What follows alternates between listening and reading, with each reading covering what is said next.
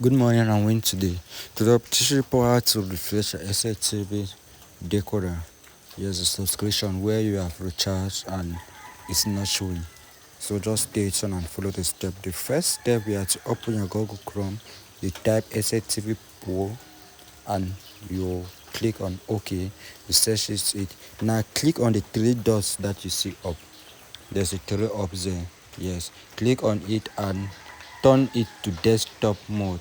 Yes, so this is a desktop mode so that the now click on recharge your SLTV today.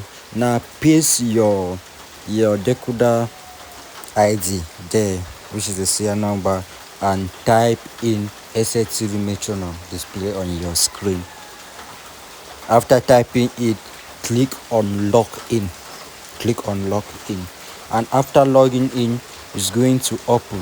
Now you focus, click on OK. Just minimize this. Just click on OK and forget about that. Now check on your right hand side. You are going to see refresh on your right hand side.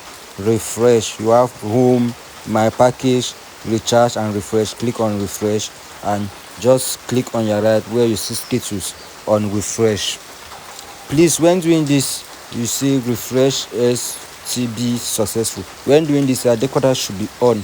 Yes, it should be on, not off. Now, after refreshing and it shows this, if the channel does not come again, what you need to do is you log out from the website and you see log in.